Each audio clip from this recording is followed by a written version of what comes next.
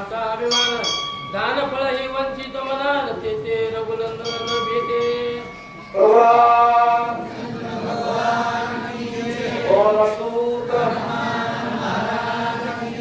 शांती ब्रह्म एकनाथ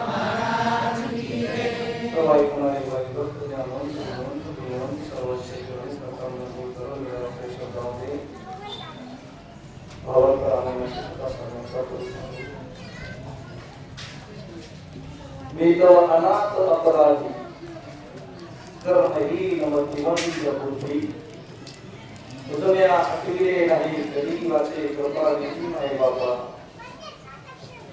माझ्या अंगी मूर्खपण त्यामध्ये रामायण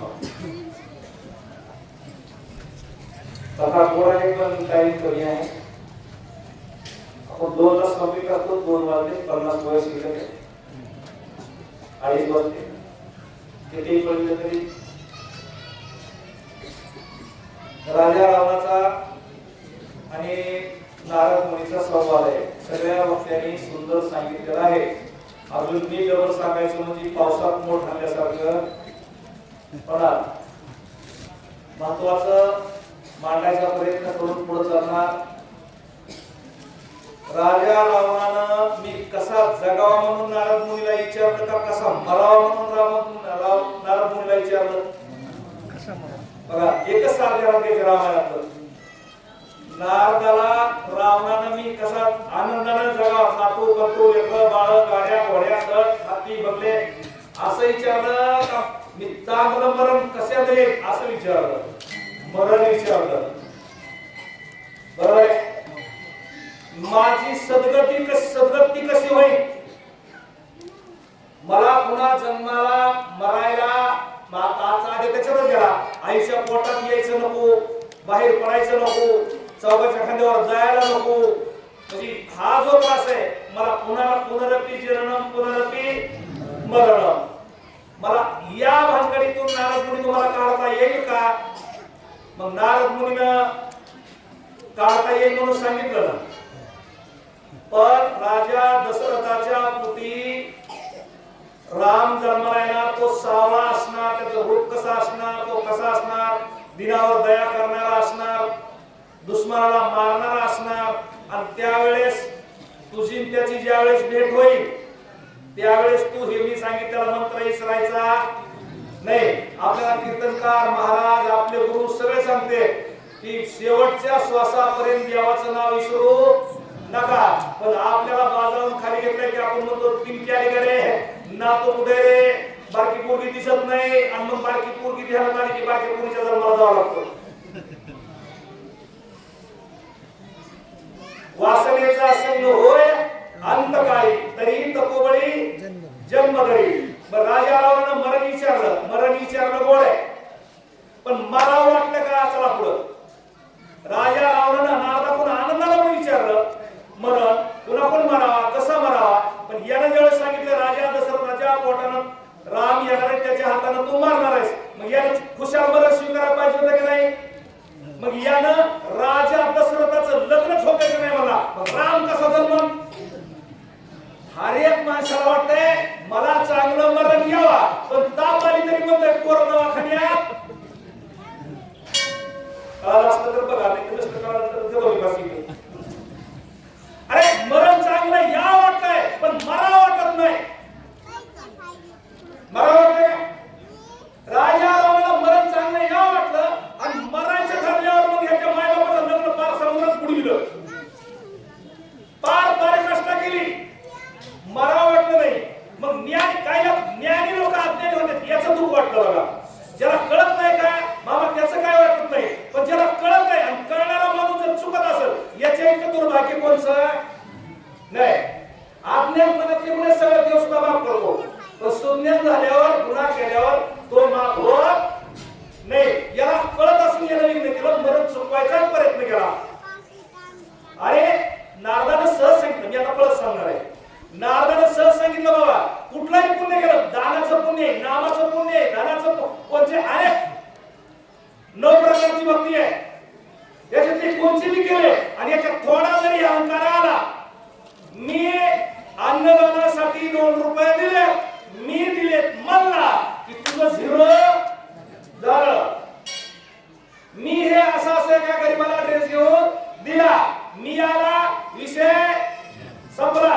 नवल अहंकाराची कोटी, न लगे अज्ञानाचे सज्ञानाचे झोमे गंडी, नाना संकटी नाचई. मायको अज्ञान लोकांना अभिमान येत नाही, इतर फक्त ज्ञानी लोकांना प्रथम त्याला अभिमान येतो.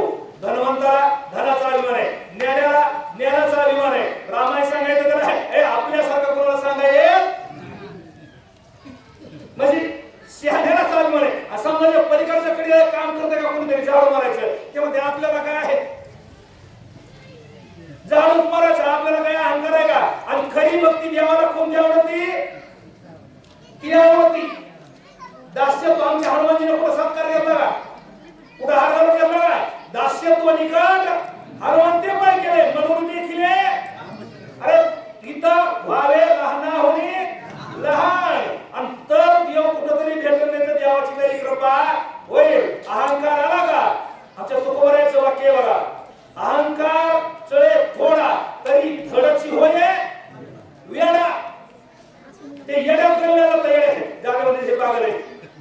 इतकी त्याची किंमत कमी होती. राजारावांना कळत होतं, राजाराम 4 वेदाचं, 6 शस्त्राचं, 18 पुराणाचं सगळं भांडवल असं वाचून मुखोद्गत करून कटाळा होता. मग आमच्या शिंदे साहेबांनी पुढे गेली पोलीस जोडी गेले, कुठे हप्ता करायला दोघे गेले.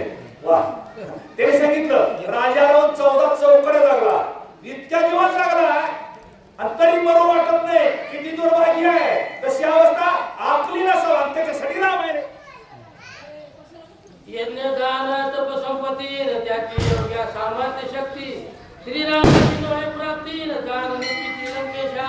यज्ञ त्यावेळेस होते, कर्तव्य ध्याय तो विष्णू तृतीया यशतो मध्ये द्वापार परिचर्या नाम कलहारी कलोत्तर तलहारी कीर्तनाम. कलियुगात फक्त देवाचं नाव घेता येते, यज्ञ करता येत नाही. याग केलं, मी याग केलाय, बरोबर. ध्यान केलं, मी ध्यान धारणा केली आहे, अभिमान येतो. ज्ञान पावलं, ज्ञानाचा सुद्धा अभिमान असतो. भक्ती प्रेमावीन ज्ञान नको का? ज्ञान पाहिजे. अहंकाराचं ज्ञान कसं आहे ते भागवतामध्ये गोडी बघा. चांगलं अन्न आहे, सुंदर स्वयंपाक आहे, पण स्वयंपाक वाढता वाढता इटा शिमालीचा स्पर्श झाला. ह्याला जमला जमणार नाही. तसं ज्ञानाला अहंकाराला स्पर्श केला, त्याचं ज्ञान मातीवर झाला. पावावया श्रीराम प्राप्ती दृढ वैर का अनन्य भक्ती, येणे पाविले रघुपती जान निश्चिती लंकेशा. हे रावणा मरायचं, मला मरायचं. कसं मरायचं? भजन करायचं का? भजन केलंस तरी राम भेटतंय. पण भजनामध्ये अहंकार, कुणाचा द्वेष, कुणाचा मत्सर याला काही येतच नाही. एवढं हे बा कसं तरी म्हणतंय, काय काय ते इतके पुढे लेत राहून नवीन भजनी तयार होऊ द्या ना मला. आमच्या काय दिसू बरं? तर आमच्या माझ्या माय आमच्या इथं 50 टाळ, 50 श्रवण महाराज 50 टाळ तुम्ही पडले. काल जाऊन 71 टाळांनी माझ्या बहिणीसाठी घ्या. आता हे सरकार बहिणी पैसे देत, आम्ही टाळा देतो. काय घ्या बहिणी आले कडे सगळे बच्चे सैल आणले. आता काय टाळा वाजवायचं, काय म्हणायचंय, मग म्हणून काही अडचण नाही. तसं भजनामध्ये अहंकार नसावा, भक्तीमध्ये अहंकार नसावा, कोणत्याही क्षेत्रात अहंकार नसावा. भक्ती केलीस अहंकार बनणार नाही, आणि जर दुश्मनी केलीस तर सगळे मिळून तरी मागे सरायचं. काय बघा, दुश्मनी करा वाटती, पण काटा पडला तर मग द्यावं म्हणते. याची मुलं मेले, नातू मेले, बंधू मेले, सैनिक मेले, सरपंच मेले, प्रधान मेले, भाऊ मेले, सगळे मेले. राजा राहून मागे सरला का सरला नाही? सरला. त्यानं दुश्मनी सुद्धा पत्तीच केली.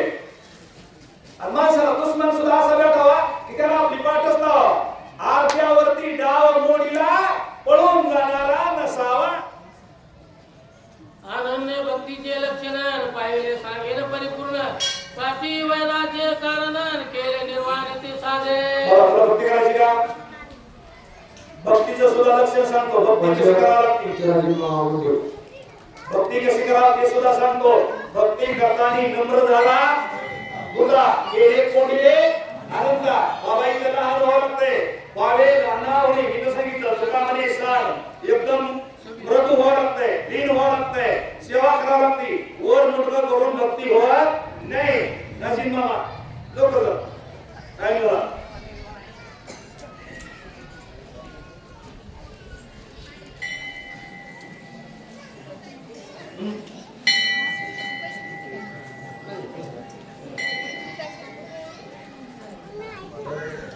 प्रभु रामचंद्र भगवान की जय. सांडोनिया परपंच चिंता नित्य चिंतिता निदात्मता चिंता राहिले भगवंता मसुरिता या नाव. गोळी ऐकायला बरं वाटलं मला सुद्धा. गोळी ऐकायला बरं वाटली. संसाराची चिंता सांडून परमार्थाची चिंतन करणारा मला आवडतो. तुकाराम महाराज का आवडले? जाळोनी संसार बैसलो सांडीला संसार येणे नावे तरी थोर. ज्याला संसाराची माया येत नाही का आता आपल्या माझ्या सहित जाजी सहित आता आजच्या दिवस मिठी सापडा. तुम्ही काय सापडणार नाही तर मी काय सोडणार नाही. अरे संसाराची माया येत नाही असा कुणी आहे का? आज जरा कीर्तन करायचं लागलं की मग 1,000 पाहिजे. संसार आहे का परमार्थ आहे? जरा चांगली चाल बनायला किती मध्ये 2,000चं पॅकेट लागतंय. जरा चांगले मरणाचे बोलायला किती मध्ये 3,000च्या कीर्तन वाजवाय बरोबर नाही. हे संसार आहे का परमार्थ आहे? काय मग ज्याला संसाराचा विट आला विटले हे चित्त कशापासून प्रपंचापासून वमनते बनी पैसे मग तो भक्त देवाला आवडतो. आपल्याची वीट तर आपल्याला प्रपंचाचा त्याग येतो पण कवा बायकोनं पोरांनी जरा छक्की वगैरे मग आपण मग तो भेटत काय नाना चिंतेचे परमाळ अर्थ पुढे येऊन झाला प्राप्त चित्त विसरणा भगवंत जाण मग चित्त हरणीची. चिंता चिंता करावा का चिंतन करावा.